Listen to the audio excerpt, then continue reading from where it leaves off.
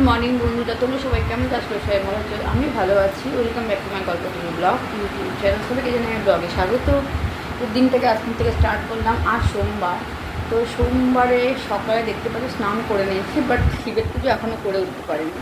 আগেই যেটা বলছি, কেন সকালে উঠে আমি আমার মেন মানে কাজ হচ্ছে বাসন কোসন ধোয়া। একটাই ঠাকুর মাটি থেকে পা রেখে ঠাকুর প্রণাম করে আগে আমি আমার এই যদি কোনো দিন এঁঠো বাসন রাত্রেবেলা মেজে নিলাম। যদি না পারি, যদি শরীর টরীর খারাপ থাকে তো পরের দিন মাঝি মানে ভেবে মানে দেখে দিয়ে মানে পারবো কি পারবো না। রাত্রেবেলা অনেক সময় রাত্রে ভীষণ টায়ার্ড লাগে, তার জন্য শুয়ে পড়ি। আর শুয়ে তো আর ঘুম আসে না, নানা রকম টেনশন থাকে। তো আর রাতের দিকে ইচ্ছে করে না, সারাদিন খাটার করে না, রাতের দিকে আর এনার্জিটা পাচ্ছি না। মেন কথা হচ্ছে এটাই, এনার্জিটা পাচ্ছি না। ঠিক আছে, তো সকালেই বাসন টাসন ধুলাম, ধুয়ে টুয়ে নিয়ে গ্যাস টাস ধোয়া হলো, যেহেতু সোমবার গ্যাস টাস ধুলাম, ধুয়ে টুয়ে নিয়ে আমি চা বসালাম। আচ্ছা, চাটা বসে চা খেয়ে ফ্রেশ হতে গেলাম।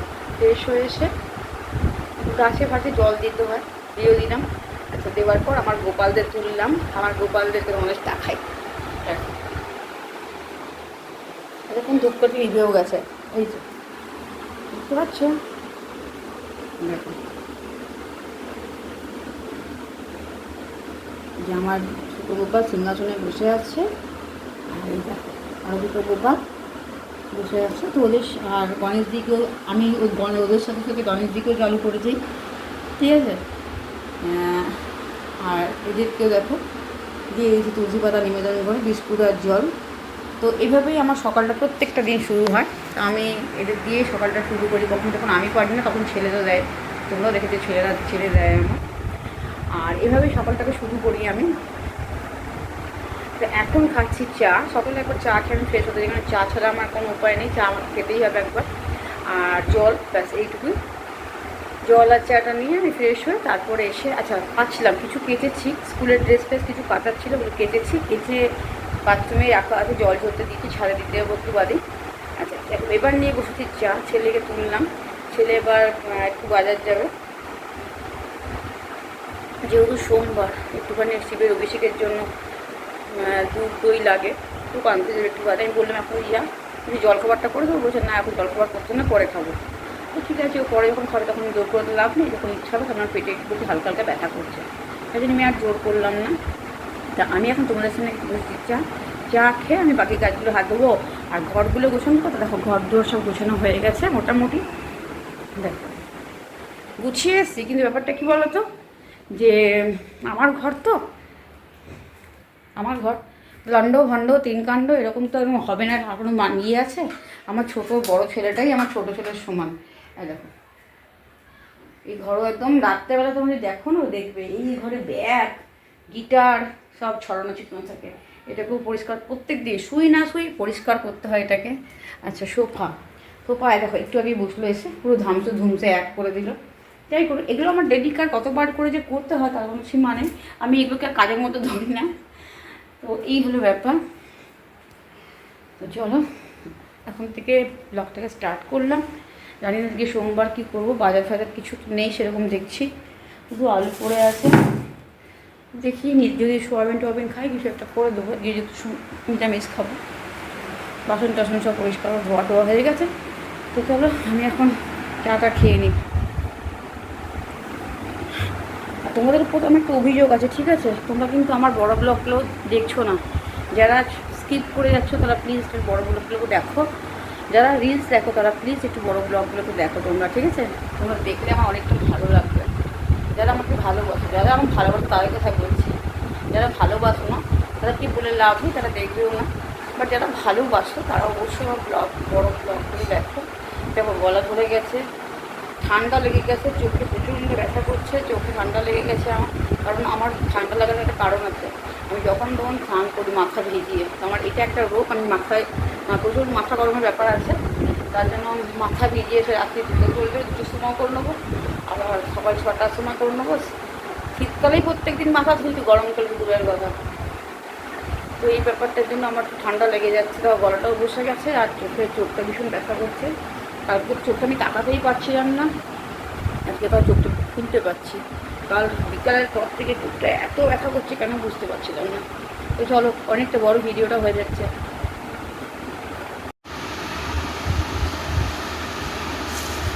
শুধু বললাম শুধু শীতটা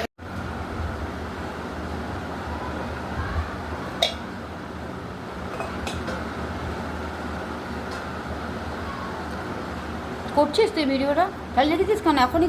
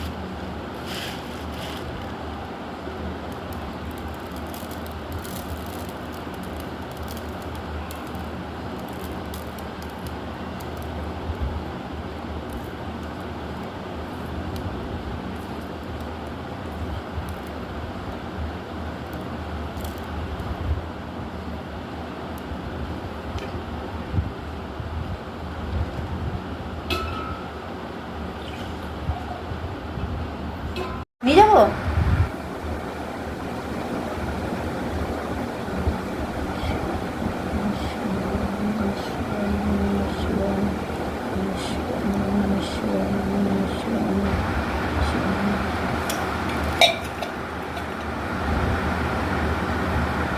প্রশ্ন নেই এখানটায় রাখ।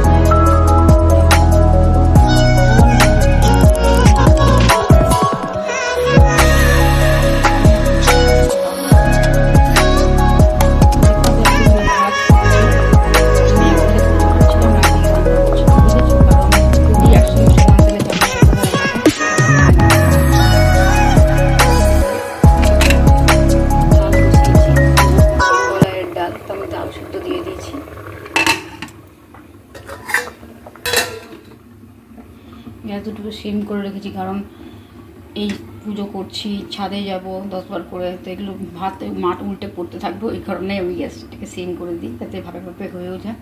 ও হয়েও গেছে, এটা এখনই আমি নেবো, কারণ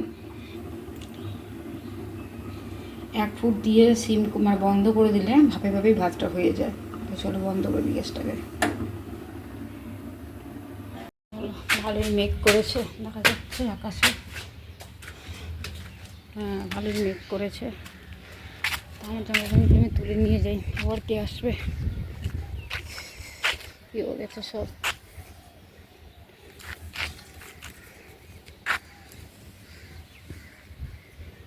কালকে যখন ভিডিওটা বানিয়েছি, মুখের উপরে জামাকাপড় সব নিজে এত জামাকাপড় কেচেছিলাম, হাতে না হাঁপিয়ে যায় গো বন্ধুরা। দেখো আকাশের অবস্থা।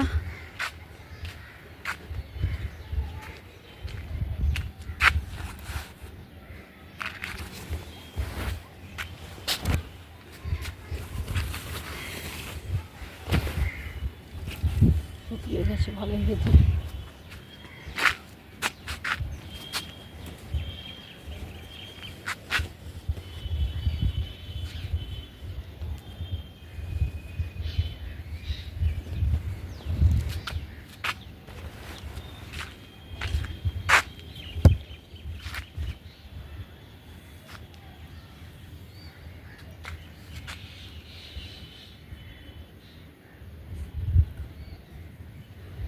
বৃষ্টি হলে বেশ ওয়েদারটা ভালো লাগছে, কিন্তু জল অতিরিক্ত পড়ছে। আবার গরম লাগলে বাবা এত গরম লাগছে, দুটোকেই নেওয়া যাচ্ছে না একসাথে। বৃষ্টি হলে ভাসিয়ে দিচ্ছে, আর গরম হলে এত গরম করছে, বাবা রে বাবা।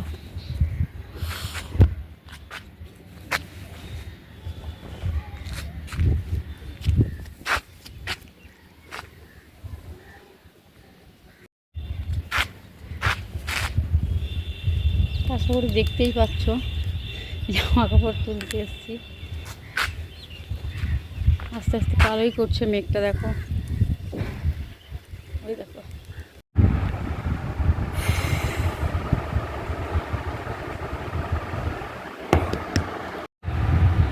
তো খুব শর্টে রান্না করলাম আজকে, ঠিক আছে। তরকারি পাতিও খেতে চাইছে না, তরকারি করতে বারণই করছে, আজকে দেরিও হয়ে গেছে এমনি।